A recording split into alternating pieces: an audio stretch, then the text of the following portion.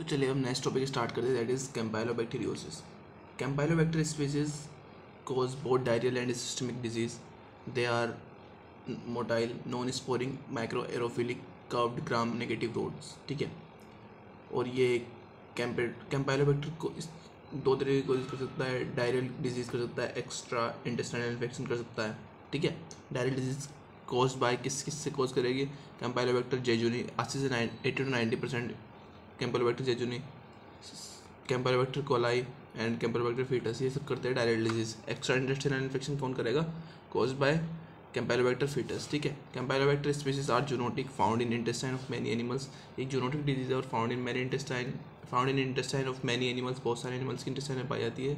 इसकी पैथोजेनेसिस कैसी रहेगी? Infective dose less than 500, incubation period 2 to 4 days, transmission by raw और uncooked food particles, direct contact, oral और anal sexual contact. ठीक है, तो ये सब चीज़ का ट्रांसमिशन से होता है।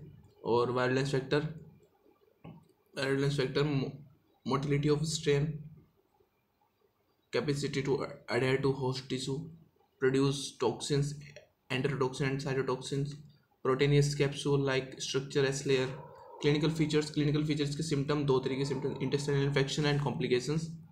हम पहले इंटेस्टाइनल इन्फेक्शन देख लेते हैं। Inflammatory diarrhoea, abdominal pain, fever, degree of diarrhea varies from several loose stools to grossly bloody stools। ठीक है, कॉम्प्लिकेशन क्या रहेंगे इसके? Mainly due to campylobacter fetus developing mostly in immunocompromise host and at the extremes of age. ठीक है, bacteraemia, sepsis, meningitis, vascular infection, endocarditis and aneurysm, इसकी complications है। Mainly due to campylobacter fetus developing mostly in the immunocompromise host and at the extreme of age, मतलब बुढ़ापे में और इम्यूनोकॉम्प्रोमाइज host के अंदर ही दिखेगा। बैक्टीरिया दिखेगी, सेप्टिस दिखेगी, मेनिंजाइटिस दिखेगी, वेस्कुलर इन्फेक्शन दिखेंगे, endocarditis, aneurysm. Campylobacter can precipitate pathogenesis of various other disease, जैसे कि कैन प्रेसिपिटेट पार्टिसिपेट हो सकता है, can participate Guillain Barre syndrome, irritable bowel syndrome, alpha chain disease, reactive arthritis. Laboratory diagnosis, freshly collected stools and rectal swab are preferred specimens. अब इसकी lab diagnosis कर सकते हैं।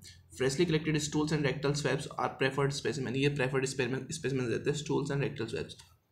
ठीक है, पहले हम डायरेक्ट माइक्रोस्कोपी करेंगे। Gram stand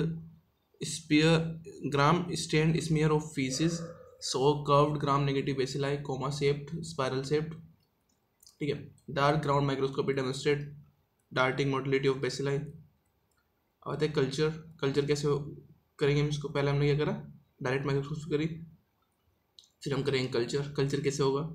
transport medium, if delay is expected, transport medium such as Cary Blair medium can be used. Selective media, Skirrow selective media, Butzler selective media, Campy BAP selective media. Culture condition कौन कौन सी होती है इसकी?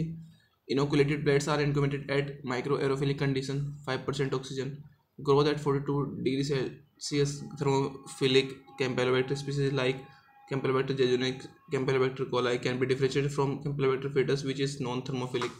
अब आते हैं molecular methods. Molecular method क्या है? Automated multiplexed PCR assays such as BioFire firm array is available. BioFire firm array is available. Treatment क्या रहता है इसका? Fluid and electrolyte replacement for diarrhoeal disease, oral macrolides, DOC, erythromycin, azithromycin. Systemic या life threatening infection, parenteral impairment should be started. ठीक है, that's it. हम next topic start करेंगे, that is helicobacter infection, वो हम पढ़ेंगे नेक्स्ट वीडियो के अंदर।